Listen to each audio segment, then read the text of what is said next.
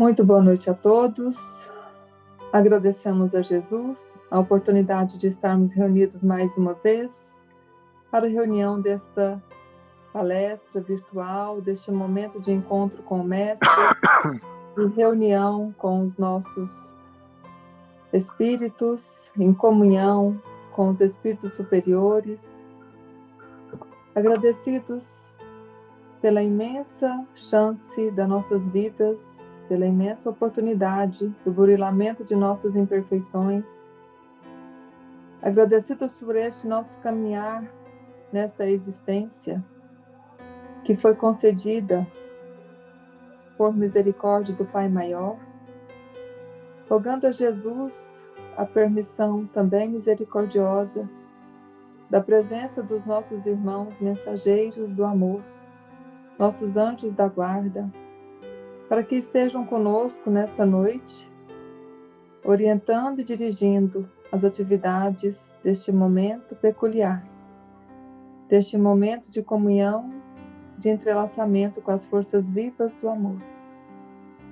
Pedimos a permissão de nossa querida irmã Sheila, para que interceda por nós junto aos nossos irmãos do plano maior. E que estejam aqui conosco todos aqueles desejosos do sucesso desta reunião, informando aos irmãos presentes que haverá a fluidificação das águas e o passe virtual ao final da palestra. Pai nosso que estais nos céus, santificado seja o vosso nome, venha a nós o vosso reino, seja feita a vossa vontade, assim na terra como no céu. O pão nosso de cada dia nos dai hoje. Perdoe, Pai, as nossas ofensas, assim como nós perdoamos a quem nos tem ofendido. Não nos deixes cair em tentações e livra-nos de todo mal, pois são o vosso reino, o poder e a glória para todos sempre. E assim, confiados na presença generosa e amiga dos benfeitores espirituais, que nos auxiliam e nos conduzem nas atividades desta noite, pedimos a permissão para dar por iniciado com a prece cantada à irmã Sheila. Que assim seja.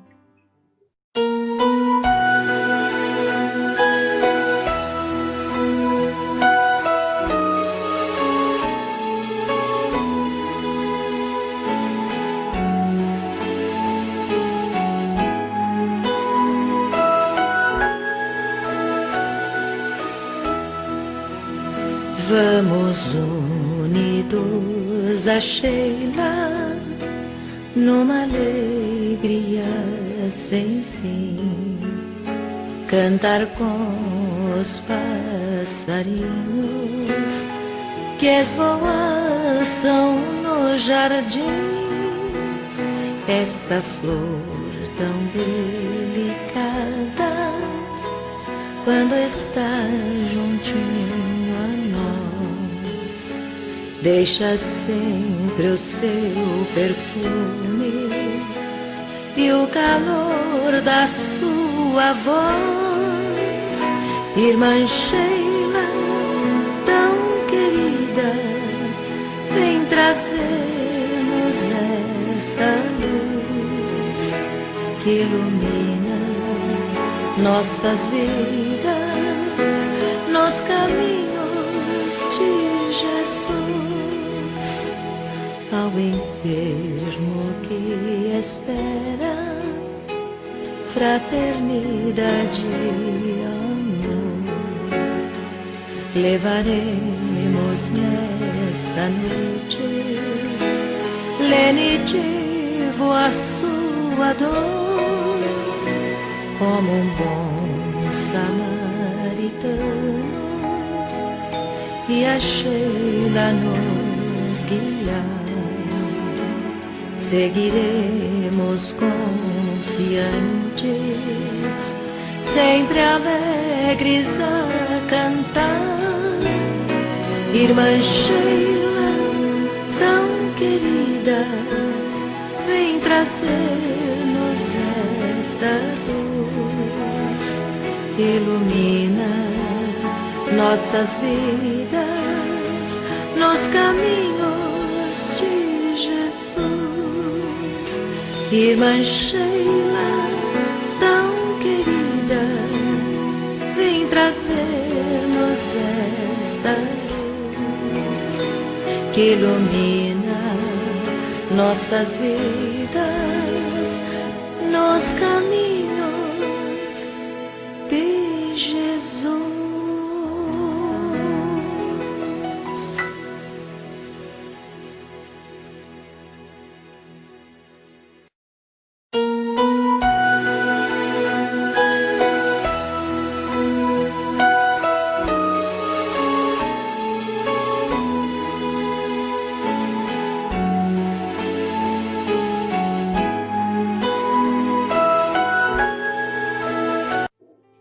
Meus irmãos, boa noite.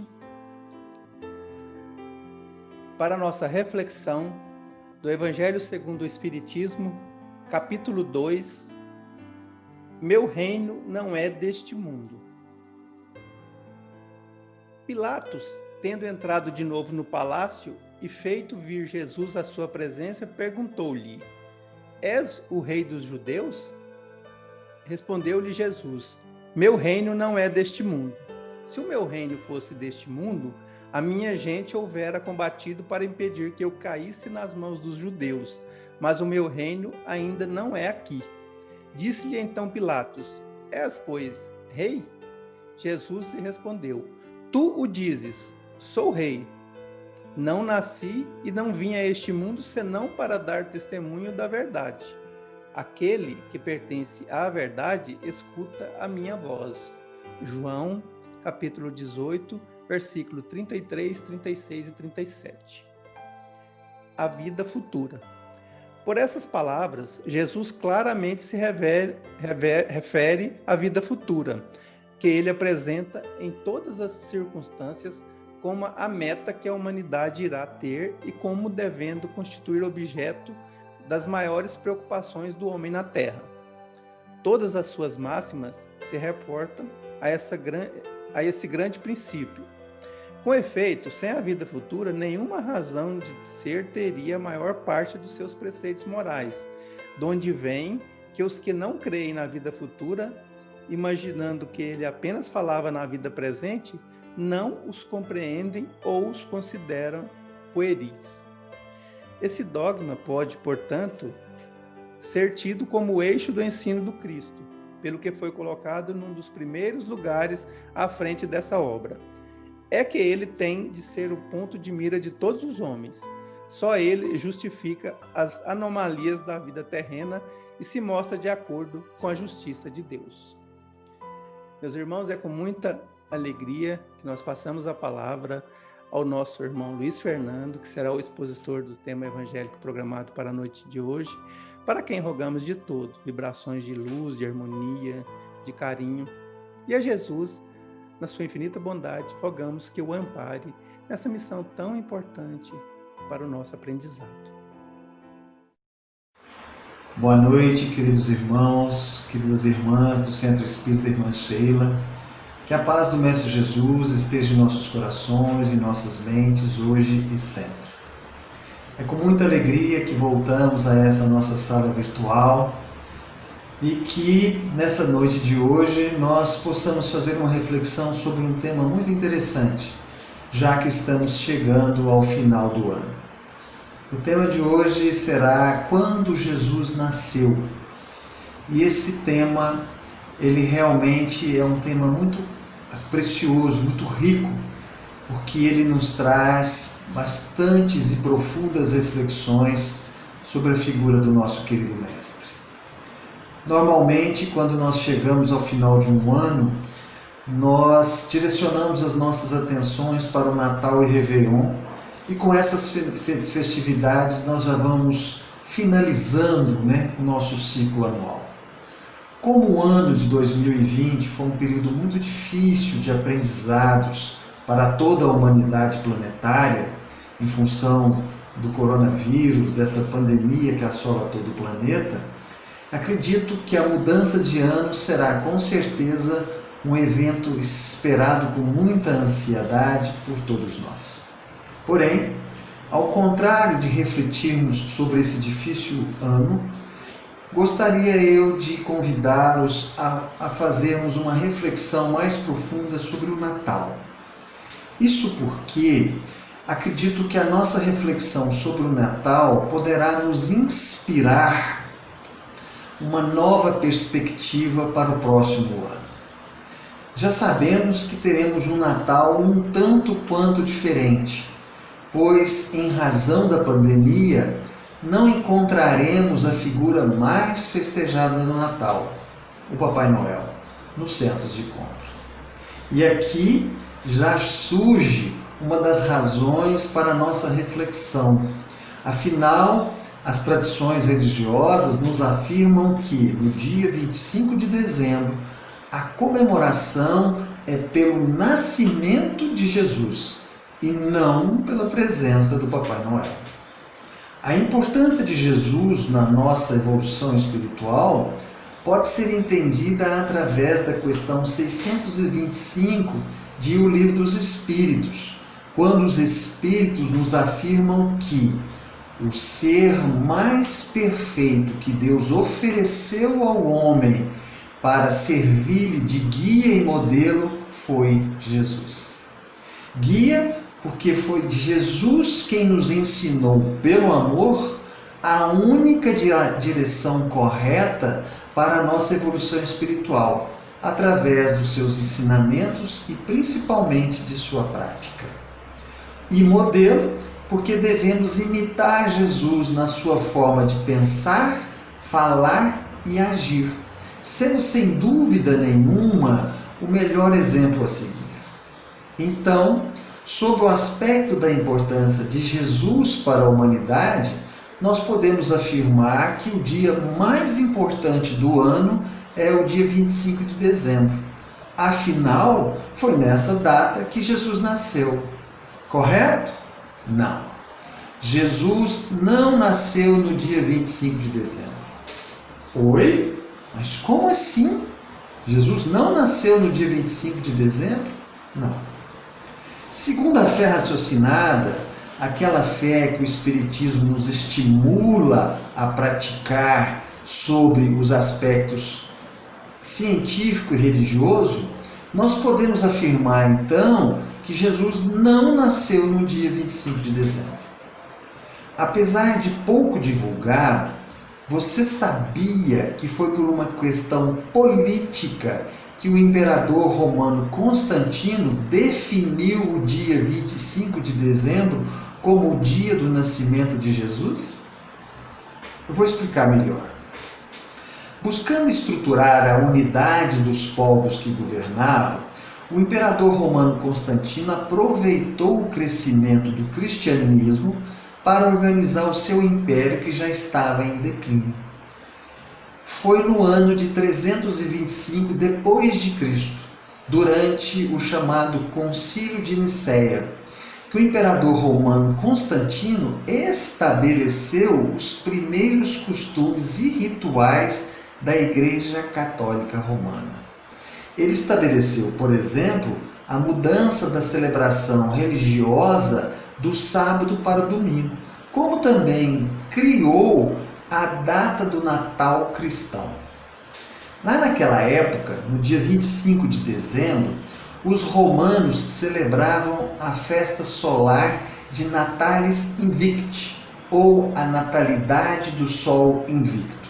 E os pagãos celebravam o solstício de inverno, ou o nascimento do sol.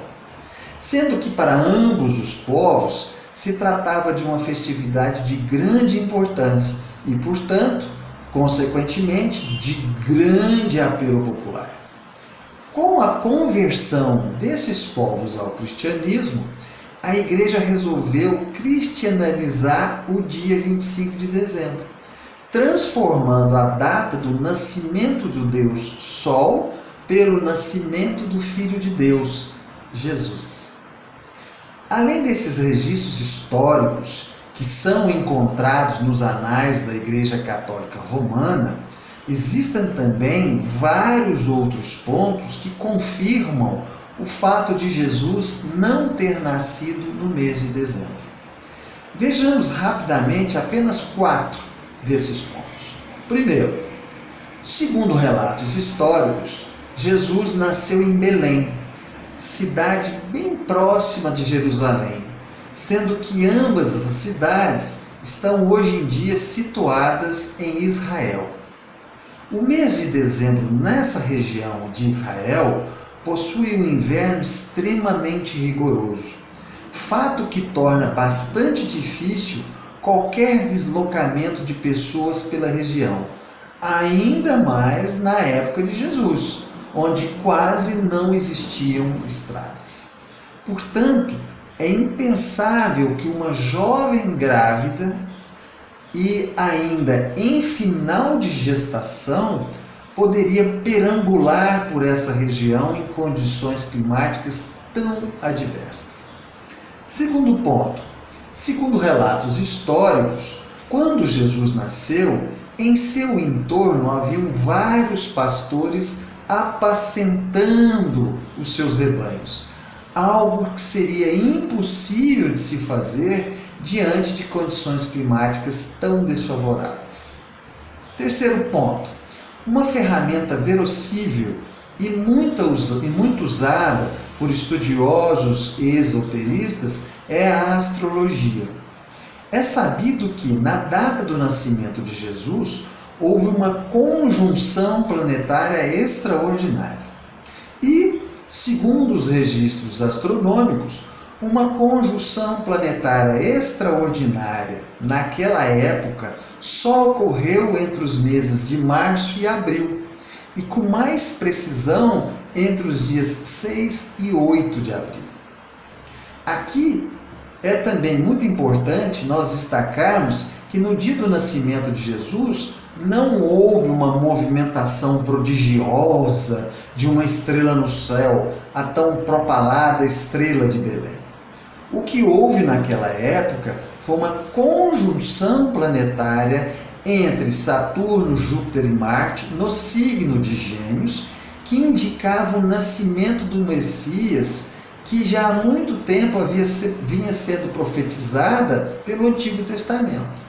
Fato que alertou os reis magos, que eram hábeis astrólogos, levando-os assim ao local do nascimento de Jesus. Quarto e último ponto. O livro O Sublime Peregrino, psicografado por Hercílio Maias, do Espírito de Ramatiz, nos relata que Jesus não nasceu num estábulo, como se afirma, pois José e Maria haviam se hospedado na cidade de Belém, na casa de Sara, que era uma velha tia de Maria, que morava numa casa muito simples. Nessa casa haviam apenas 2 cômodos, e a velha tia de Maria os acomodou em um deles. Esse cômodo que eles foram usar era o cômodo usado para guardar os arreios, pele de cabra, cisteiras, palhas e alguns pequenos animais, patos, galinhas, animais pequenos. A ideia do presépio, com uma manjedoura, sem paredes, um teto de palha e diversos animais em volta, como nós conhecemos nos dias de hoje, foi criada por Francisco de Assis lá na Idade Média, como uma forma de homenagear o menino Jesus. Então, talvez tais revelações tragam em nós alguma decepção. Afinal, sempre nós carregamos ao longo de muitas encarnações histórias mais romantizadas sobre esses fatos. E isso ficou cristalizado no nosso psiquismo individual, como também no psiquismo coletivo da humanidade.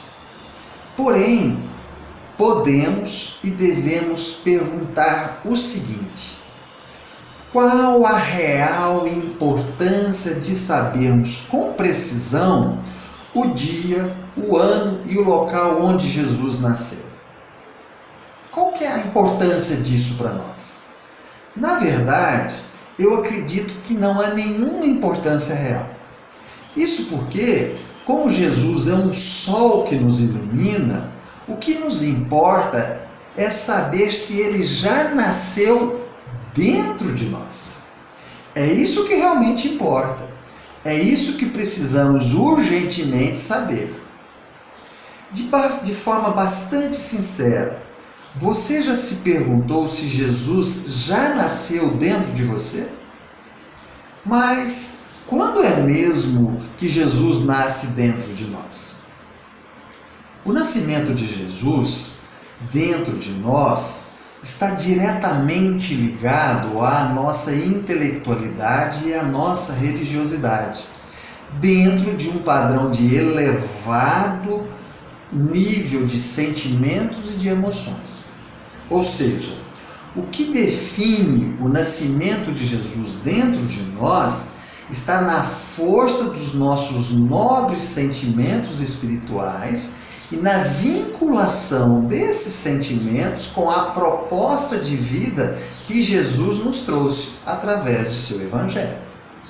Aqui, queridos irmãos, eu gostaria de convidá-los para aprofundarmos um pouquinho mais esse raciocínio e entendermos realmente quando Jesus nasce dentro de nós.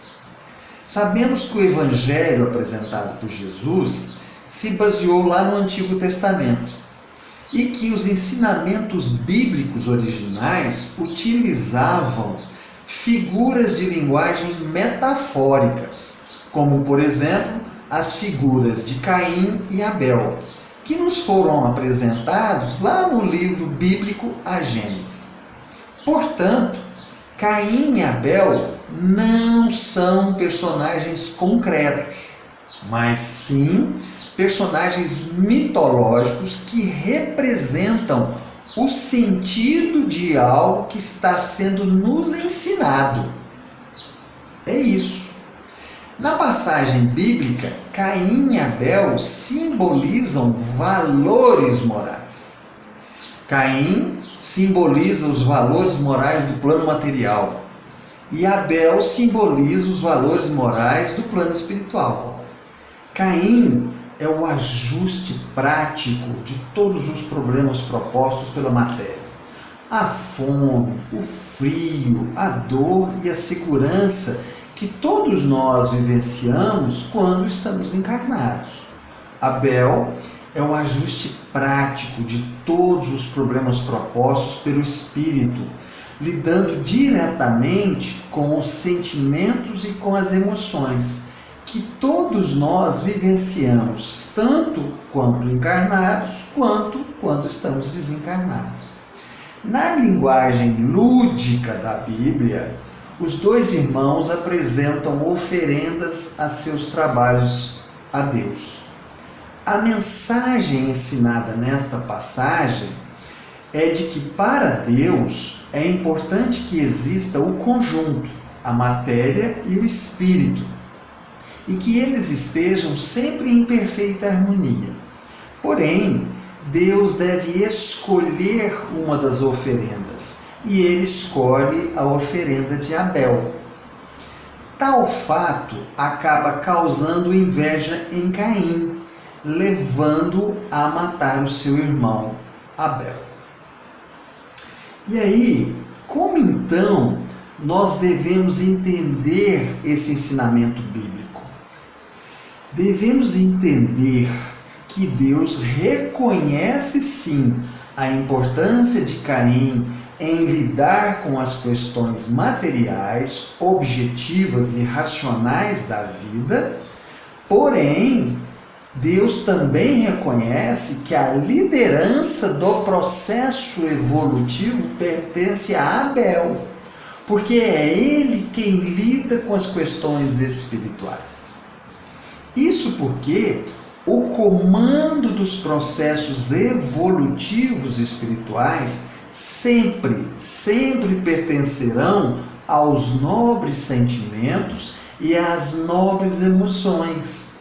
E é impossível evoluir espiritualmente sem que tenhamos nobres sentimentos e nobres emoções. essa passagem bíblica deixa claro que tal condição se trata de uma determinação divina. Ou seja, que os valores do espírito sempre estarão acima dos valores da matéria. Assim, nós podemos concluir então que o Caim e o Abel da Bíblia são figuras arquétipas que simbolizam a essência de cada um de nós. São, por exemplo, os arquétipos dos hemisférios do nosso cérebro, ou seja, o hemisfério do raciocínio e o hemisfério do sentimento. É uma representação simbólica do nosso íntimo, pois nós somos raciocínio e nós somos pensamentos. Nós somos razão e nós somos emoção. Porém, a liderança, a condução e a orientação do processo evolutivo espiritual de cada um de nós pertence aos sentimentos e às emoções elevadas. Mas, voltando para a gente finalizar a passagem bíblica, fica uma pergunta: a determinação divina foi acatada? Não! E o que aconteceu no final dessa parábola bíblica? Caim matou Abel. Isso, meus queridos irmãos, é o mesmo que dizer que o materialismo sempre tenta se impor à força sobre a espiritualidade. Que a intelectualidade fria e o raciocínio insensível dentro do espírito humano sempre busca suplantar, coibir e até mesmo coagir as forças dos sentimentos e das emoções nobres. Então, preste atenção. Todos os dias, quando nós priorizamos as questões dos nossos quando nós priorizamos as questões materiais da vida em prejuízo do desenvolvimento dos nossos nobres sentimentos e emoções, nós estamos deixando Caim matar Abel dentro de nós. Estamos impedindo que Jesus nasça dentro de nós. É essa a história da queda humana. Permitir que a materialidade prepondere sobre a espiritualidade. Afinal, só existe aproximação, vinculação, e harmonia possível com o Evangelho que Jesus nos trouxe pelas vias dos nobres sentimentos e das nobres emoções.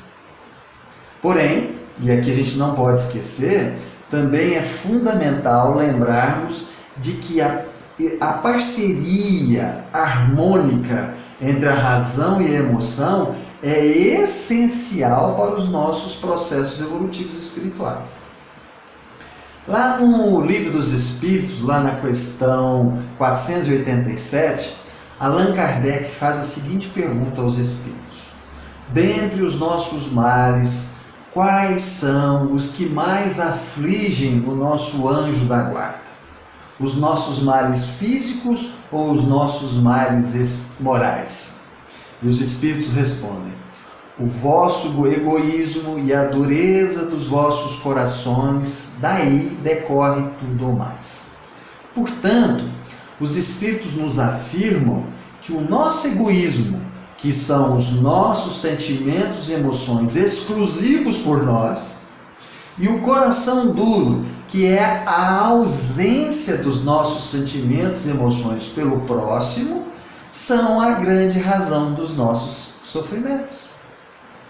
Quando olhamos atentamente para o nosso íntimo, nós reconhecemos que ainda carregamos muitos sentimentos nefastos e muitas emoções altamente destrutivas.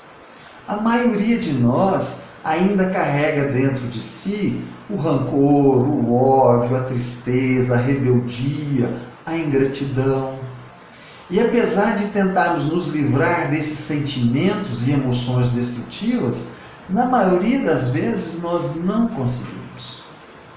E o que geralmente acontece conosco nesses momentos. As grandes e dolorosas privações batem à nossa porta. Perde-se um afeto familiar, a fama, o poder, o dinheiro, a saúde, enfim, perde-se os tesouros efêmeros da matéria e sofremos profundamente com isso. O nosso mundo acaba. Porém, como a bondade de Jesus é infinita, nesses momentos o Mestre sempre surge disfarçado, sempre disfarçado de situações ou de pessoas, para nos auxiliar a nos tornarmos mais sensíveis e permeáveis, nos possibilitando assim purificar os nossos sentimentos e as nossas emoções. É exatamente nesse momento de tristeza e de isolação que aquela pequenina chama divina que existe dentro de nós agiganta e grita pela misericórdia divina. É nesse momento que Jesus nasce dentro de cada um de nós. Ele nasce quando nós entendemos que o seu Evangelho é o remédio divino que cura as nossas chagas milenares. Ele nasce quando desembaraçamos os novelos de ódio que construímos durante muitas encarnações. Ele nasce quando entendemos que o seu Evangelho é o bálsamo que aplaca todas as nossas dores. Dores das nossas intolerâncias, dores das nossas maldades, enfim, de tudo aquilo que fizemos o outro sofrer e que agora estamos efetivamente experimentando. Porém, não podemos esquecer que para o nosso padrão evolutivo espiritual, estar encarnado é andar sobre duas pernas e naturalmente cambalear. É vivenciar a instabilidade natural da vida do nosso padrão ainda evolutivo atrasado. Só não experimenta essa instabilidade quem já caminha com as asas, que são os anjos, cujas asas da sabedoria, da razão e do amor, sentimento, não lhes permite mais nenhuma vulnerabilidade. Nós nos alegramos e nos entristecemos. Temos esperança, somos assaltados pelo desânimo, pela descrença e pela falta de fé. Quem de nós nunca sentiu vontade de desistir? Porém, a bondade de Jesus é tão grande que nesses momentos ele nos manda uma fagulha do seu amor, apaziguando dentro de nós as nossas dores e sofrimentos. Isso porque, segundo o próprio Mestre Jesus, só o amor é capaz de transformar as criaturas. Quando verdadeiramente amarmos e começarmos a nos transformar, será realmente quando Jesus nasce dentro de nós. Reflitamos. Muitíssimo obrigado pela atenção, pelo carinho de todas vocês. Um Feliz Natal, um Feliz Ano Novo a todos. Que a paz do Mestre Jesus esteja em nossos corações e nas nossas mentes. E que possamos, com muita harmonia, com muita tranquilidade, com muito equilíbrio, finalizarmos esse ano de grandes aprendizados e nos reconstruirmos e estarmos preparados para um grande ano novo vindouro, junto com as lições de Jesus, junto nessa irmandade maravilhosa que o Espiritismo nos proporciona, fazendo com que cada vez mais possamos melhorar, qualificar, elevar os nossos sentimentos e as nossas emoções. Fiquem com Deus. Muitíssimo obrigado e uma boa noite a todos. Agradecemos ao nosso irmão Luiz Fernando pela palestra da noite, rogando a Jesus que o amparo a esse irmão possa ser de forma continuada como sempre, a fim de que esse irmão possa cada vez mais trazer os esclarecimentos, a palavra que cai fundo em nossas almas, com o entendimento do Evangelho de Jesus. E nesse momento, prezados irmãos que estão presentes a esta reunião virtual do Centro Espírita Irmã Sheila, como sempre fazemos, chegou o momento do passe virtual. E eu peço a todos os irmãos que se sentem confortavelmente nas suas cadeiras, nas suas poltronas, no lugar onde estiverem. Fiquem bem relaxados e a fim de que esse momento que começou em nome de Jesus, estamos dando continuidade a ele em nome dele, precisamos estar numa frequência elevada, como até então. Mas eu peço que cada irmão faça aquele exercício respiratório de inspirar pelas narinas o oxigênio profundamente e lentamente. Vamos todos, num só movimento, inspirar e expirar. Mais uma vez, meus irmãos, inspirando e expirando. E assim, oxigenados, podemos mentalizar mais facilmente em nossa tela mental a figura meiga de Jesus, que está emitindo sobre todos nós, sobre o nosso planeta Terra, sobre toda a humanidade, as energias positivas do bem e do amor, energias quintessenciadas, meus irmãos, energias multicoloridas, que, vindo em nossa direção, penetram nos nossos centros energéticos, a começar pelo centro coronário no alto de nossas cabeças. Sentimos que essas energias fluem em direção aos demais centros de força. E nessa fluência vão envolvendo os nossos órgãos, o nosso cérebro, os órgãos da visão,